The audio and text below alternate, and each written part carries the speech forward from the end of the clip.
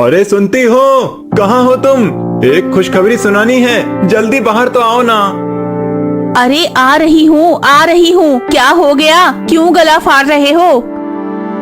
अरे बात ही कुछ ऐसी है, मुझे काम मिल गया। हाँ तो उसमें क्या हुआ? 10-15 दिन काम मिलता है और फिर 1 महीने तक खाली बैठे रहते हो। घर तो मेरी ही वजह से चलता है, वरना रोज खाना तक नसीब नहीं होता। हाँ, पर जो मुझे अब काम मिला है वो 10 से 15 दिन का काम नहीं है, पूरे 3 महीने का काम है। और इस बार मुद्राएं भी थोड़ी ज्यादा मिलेंगी। ऐसा कौन सा काम मिल गया जी, जो 3 महीने तक काम करना है? हमारे गांव में एक राम मंदिर है, पर बजरंगबली का मंदिर नहीं है, तो एक बहुत बड़ा मंदिर बनाया जा रहा है बजरंगबली का। अरे वाह, ये तो बहुत ही खुशी की बात है जी। इसी खुशी में आज मैं खीर बनाती हूँ। खीर? यहाँ 2 वक्त का खाना नसीब नहीं होता और तुम खीर बनाने की बात कर रही हो?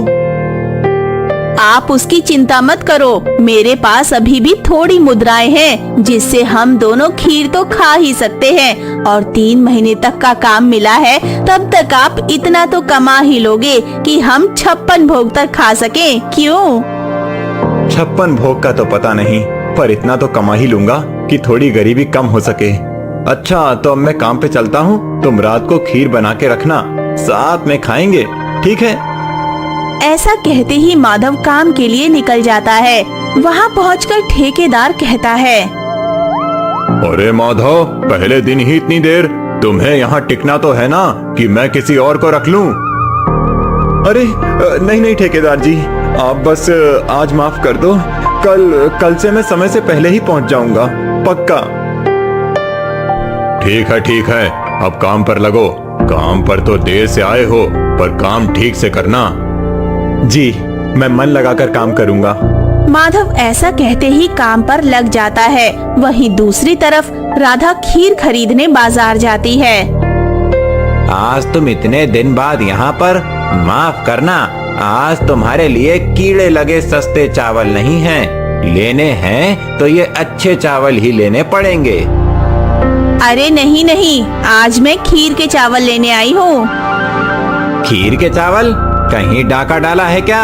तुम्हें पता है ना, 100 ग्राम चावल की कीमत 40 तांबे के सिक्के हैं।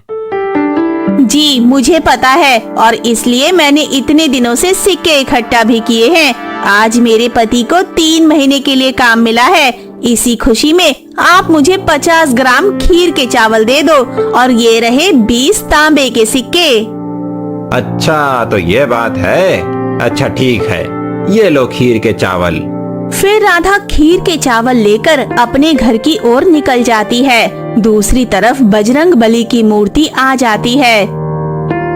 हाँ, ये मूर्ति लो और मेरे घर पर रख देना।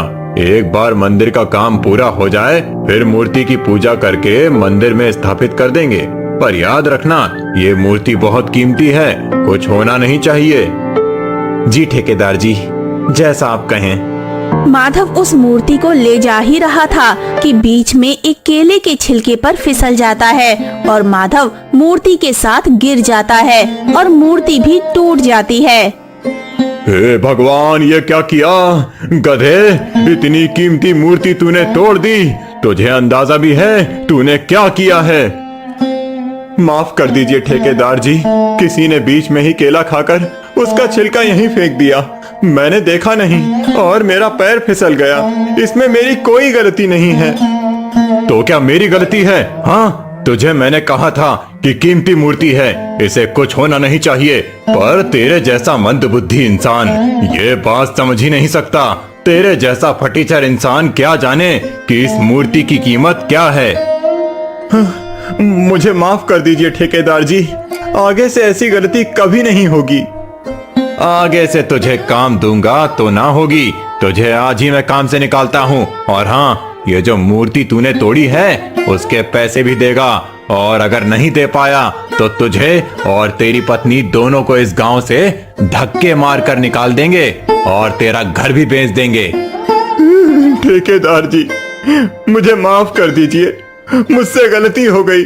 मैं गरीब इंसान हूँ, मेरे पास 2 वक्त का खाना तक नसीब नहीं होता। तो भला मैं इस मूर्ति के पैसे कैसे दे सकता हूँ?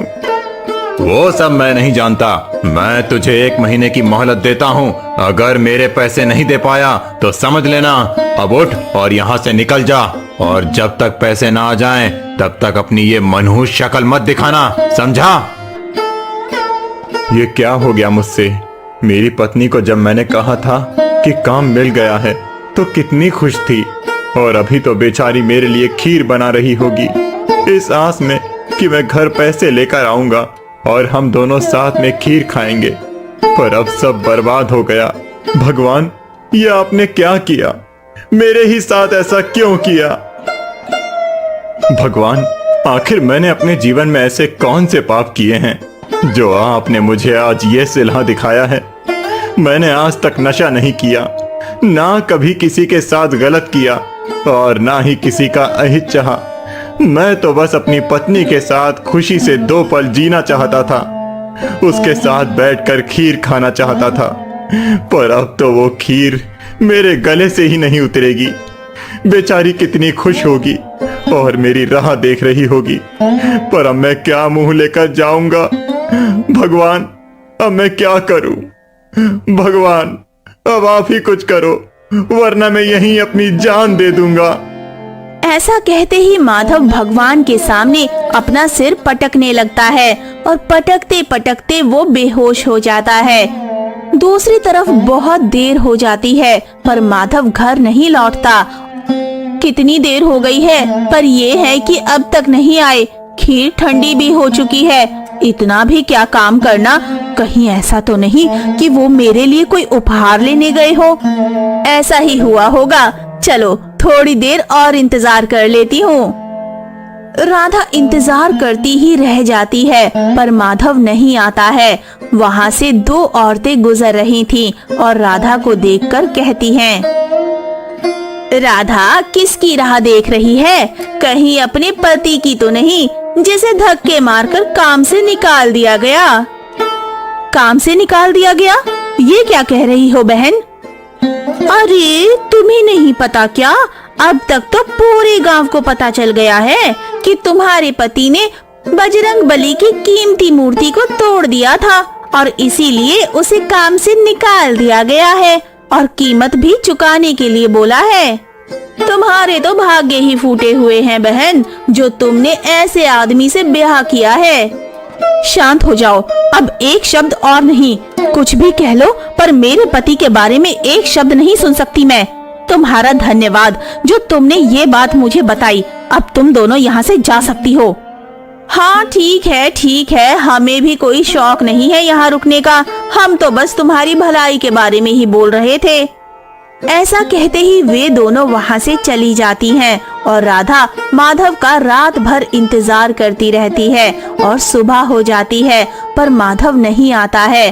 तभी माधव को एक सपना आता है।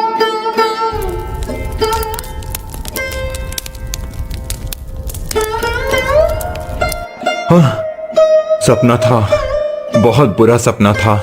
माना कि ठेकेदार जी ने मुझसे बदतमीजी से बात की, लेकिन मुझे उनके बारे में ये सब नहीं सोचना चाहिए था।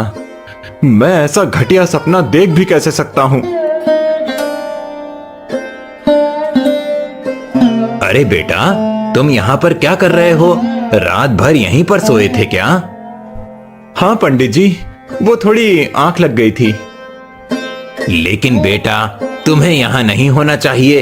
तुम्हारी पत्नी रात से ही परेशान है, तुम्हारी प्रतीक्षा कर रही होगी। पर पंडित जी, घर जाके भी मैं क्या करता, कैसे मुंह दिखाता?